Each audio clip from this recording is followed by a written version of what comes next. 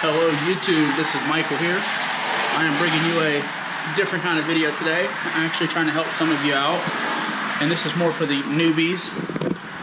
So I'm just going to go over some of my opinions on what you should look for when you're buying a Mustang, as well as some of the things I've learned in my experience buying Mustangs. I mean, you can actually use some of these points generally just for any vehicle. So let's get right to it. I'm actually going to switch over to the GoPro in the car, but before I do that, there is one thing I would like to bring up. I keep seeing on the internet, Mustang owners, what the fuck you doing? Why are you crashing in the walls, crashing in the crowds? You know, you ruined it for me. You know, I haven't crashed this car yet. I drive this around. Hey guys, watch out, there's a Mustang coming. Watch out guys, there's a Mustang. Dude, really? Come on, if you can't drive a car, don't be doing donuts and burnouts and shit, crashing in the walls. You ruin it for us. You ruin it for us. in my eyes, that's a good thing. Because you're not seeing Camaros, you're not seeing Challengers do it. And it's simply because they don't have enough power to. No, I'm just kidding. Actually, a lot of it, and the main point I would like to make, is simply a lot of parents buying their kids a first car, and it's an older Mustang GT, rear-wheel drive car. Kid doesn't have much experience driving. And I'm not just saying kids, so there's adults the same way. I believe everybody should learn how to drive the vehicles with that much power. Just because you think 300 horsepower isn't a lot of power, it is, especially in a rear-wheel drive car. Front-wheel drive car, that's a different story. So, a vehicle with 300 horsepower rear-wheel drive, that can do some damage. So anyway, before you guys put your kids behind the wheel, or even yourself get behind the wheel, and you turn traction control off, that's something that you should be very, very, aware of the capabilities of that vehicle. Alright YouTube, this is actually a different day. That's why you see me wearing a different shirt. But actually, when I tried to film the video last night, just was too late and just wasn't good. I wanted to film it in my car. That's what people tell me I'm supposed to do with these things. I need to film them in my car. I guess YouTube will ban you if you don't. If you have a car vlog and you never vlog in your car. Yeah, it's pretty bad. Anyway, I got my trusty little notes right here. Make sure I do this, a little all professional. But I can't remember what I said in my start to this video yesterday, so I might repeat some of it. Anyway, guys, we're gonna talk about things to consider. Turn that off. Things to consider before buying a Mustang. So, and just things to check. So it's more just things to check, really, not things to consider. So, anyway,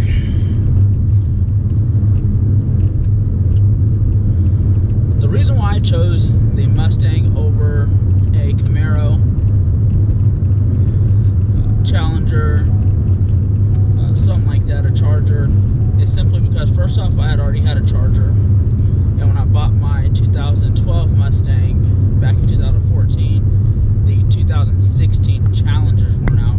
I probably would have bought one of those, but man, they're a little on the pricey side. And when I say pricey side, because the ones I really, really like are the SRT ones.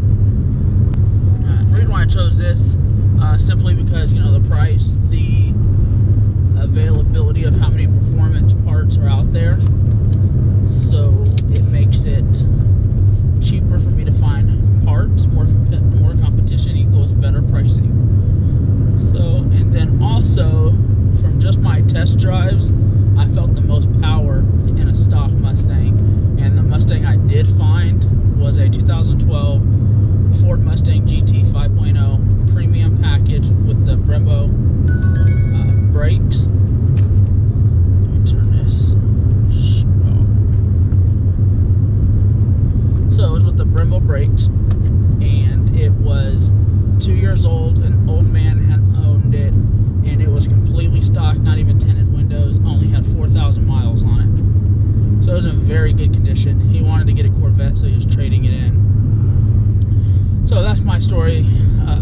Kind of, I can go into more detail in a later video. So that's the reason why I chose Mustang, and then I decided to get a 2015 Mustang. Simply because once I got my 2012 Mustang, I absolutely loved it, and my wife was against me buying it. So, but then again, like usual, she fell in love with it as well. So here we are. Another reason why I chose these cars, or reason why I recommend these cars, is because a simple tune, cold air intake, exhaust, and even long tube headers, even without long tube headers, just those small additions right there will actually give your car a very good bump in horsepower and torque. So that's something also to consider. So now, one of the first things I want to talk about in this is before you buy the car, one big thing, especially for people who are new to buying cars, more, if you're in high school, or whatever, just your first car, you're just still kind of new, look around, shop around. My mom told me this when I was a kid, but when I was young, I always wanted the first thing I saw, and I didn't care what it was or how much it cost, I would pay it. But now I've learned to shop around, search, do my research on the vehicle I want to buy, I am going to buy, and then I have my eye on. Once you get to a level in life where you're able to,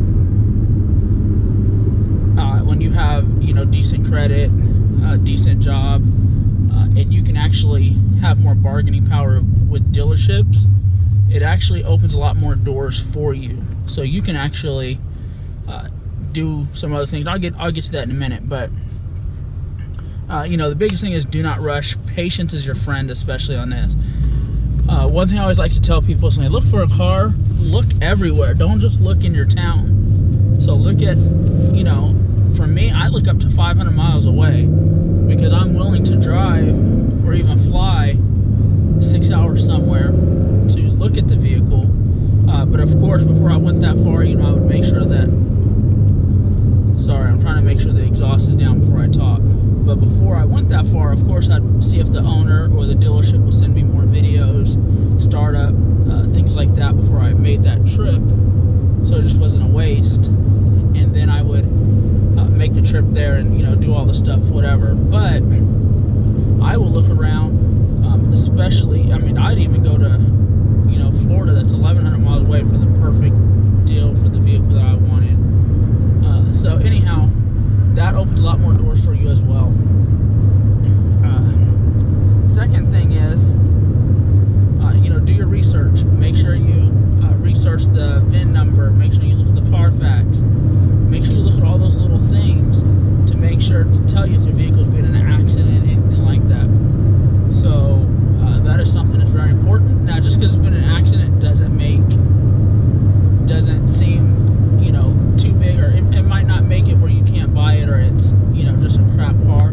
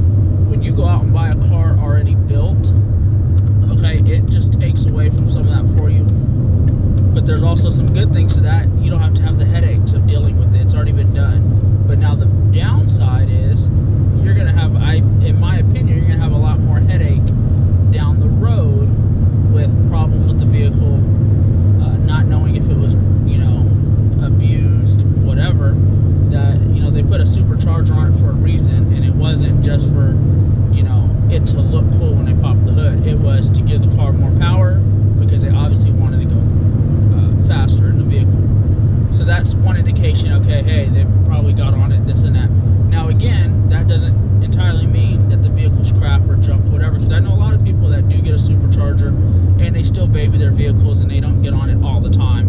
And I would consider that it was a well taken care of car. So buy stock, that way you can, first off, you have it exactly 100% the way you want it. Okay, it gives it, again, it gives yourself a sense of pride, and I promise you that's the biggest thing. When you go to Mustang Week and you have a car that somebody else has built and you're just driving, showing up, yeah, it looks nice, whatever, it's cool, you show it off, but when you built that car, it's way different. Okay, trust me. Yes, you pay more money, but again, you know, to me, it's worth it.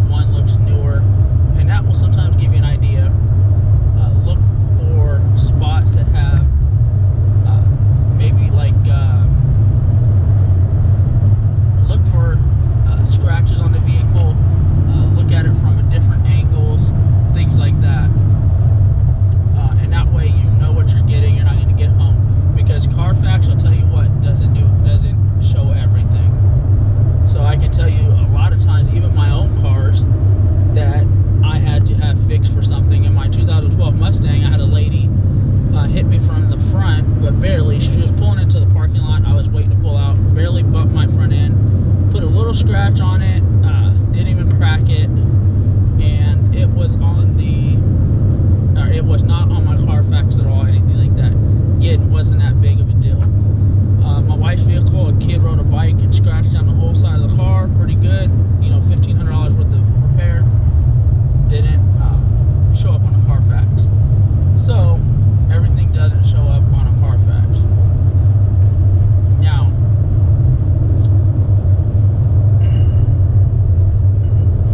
you also want to look for hail damage.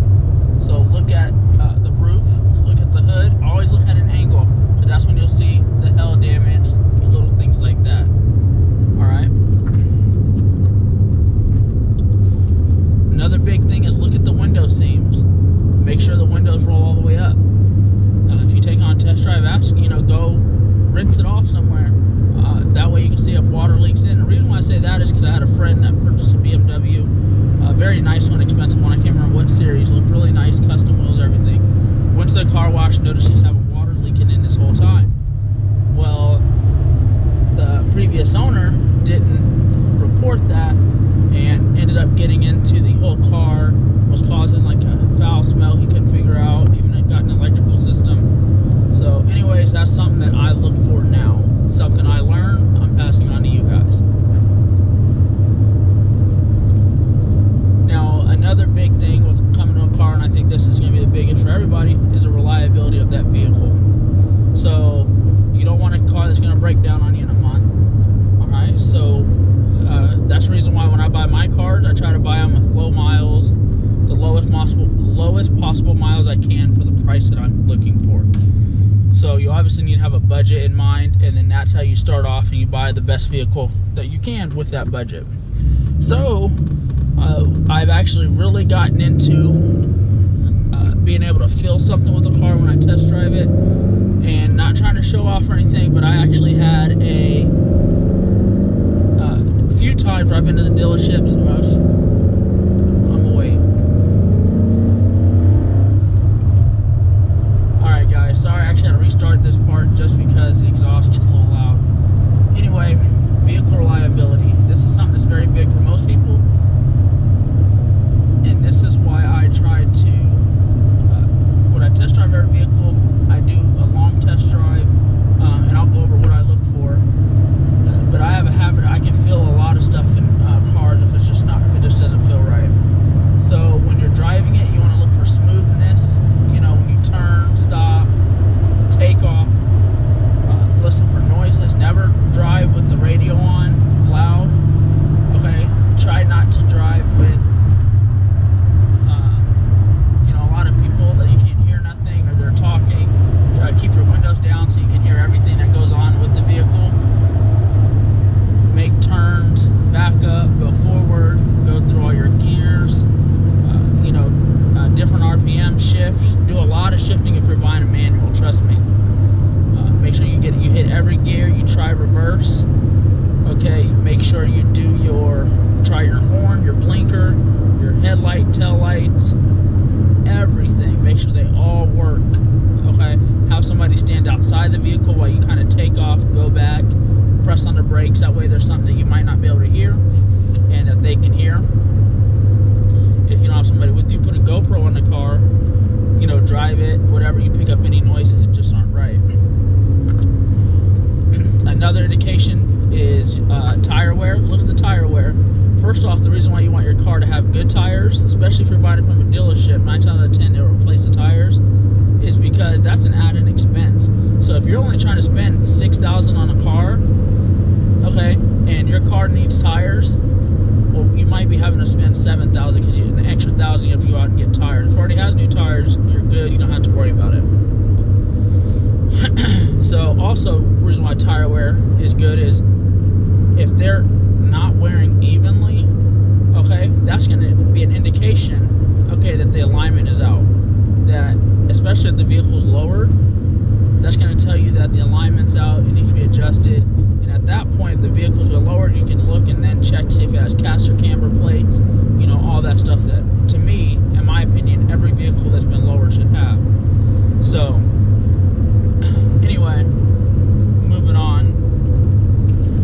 One trick that somebody taught me back when I used to actually buy and sell cars myself, I'd buy cheap cars, fix them up, and sell them. And was to, when we were going to the auctions, we had limited time with them. We can go out there, start them, all that, but we can drive them, we can put them in gear, that kind of stuff. Well, what a guy taught me is to take a cardboard, maybe a white cardboard, something like that, and place under the car and start it and leave it running for 10-15 minutes.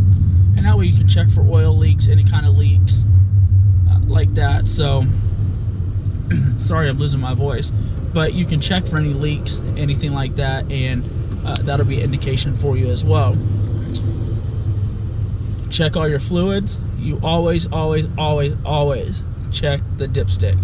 Check the dipstick. If it looks like milky, watery, whatever, that's going to be an indication if there's coolant or water in it. And if it is, my opinion is, stay away from that car. Don't believe anything they tell you. Don't take any promises, run, unless they're giving you a new engine. So that's usually an indication of a bad, you know, head gasket, something like that. So just my 2 cents on that part. Now, a few other small pieces that I believe are very critical is take the year of the vehicle, and this is not just simply just to Mustangs, whatever. Take the year of the vehicle and look at any recalls, what do they call that, TSBs, I think. I might have the lettering wrong, but where the service tech advisors, you know, they put a bulletin up. Just see what's been issued about the car, any issues, any common problems. Every vehicle is going to have a common problem no matter what. So you're going to have a lot of vehicles that you find are somebody saying, you know, they have the first to second gear shift in the 2012 Mustangs were very common, grinding. So look at them, see what people are saying the dealerships are doing about them. Because if it's a common problem, they're fixing it, then it might be something you can kind of overlook. Anyway, it's just more knowledge to you, more knowledge for your decision, whatever decision you might make.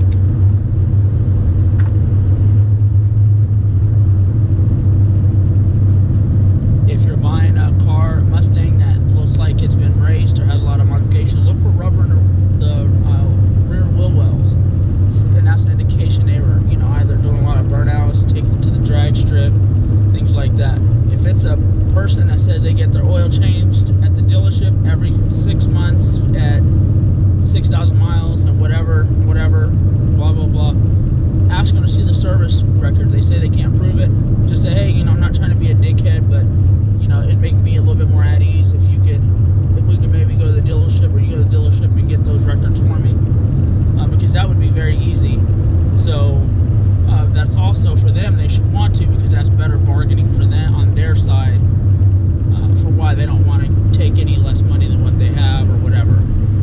So that's also something to keep in mind. If it's a dealership, ask them. Most dealerships will let you take the car. It just depends on your experience with whatever kind of vehicle you're getting. If you're trying to buy a Shelby GT500, I don't know if they'll let you take that overnight if you came in in a Toyota Camry. So anyway, they let me take my car to my dealership an hour away. Even if you're buying it from a Ford dealership and you don't have a mechanic that you trust, take it to another Ford dealership and have them look at it. Just had to run a red light. Almost. Just kidding. Guys, remember, this is just my opinions. None of this is scientific, anything like that.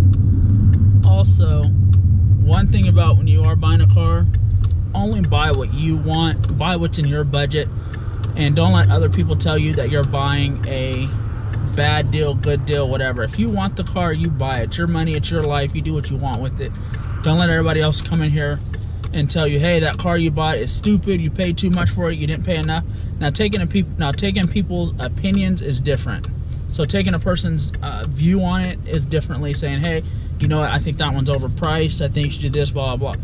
But ultimately, after you buy that car, whatever, a lot of people will hate on you, tell you this, tell you that. They like to point out the negative on a good situation. And just don't accept it. Just say whatever, move on, don't get beat up over it. It's your car, do what you want with it, and you enjoy that car. Don't listen to nobody else. That's going to do it for today's video. Let me know some of the things you guys look for when you buy a car. Let me know some of the things I should have included in this video, because you never know, I might you know, do another update to this vehicle, or not to this vehicle, but to this video. So let me know what you think. Make sure you guys are following me on Instagram. So I'm getting right to the point here. I don't have a lot of followers. Hell, I barely have any followers, but followers I do have, but we'll be doing some pretty good giveaways. And I'm going to show you guys why this is one of the best channels to follow. Have a good day. Make sure you hit that subscribe button. Really appreciate it. Thank you.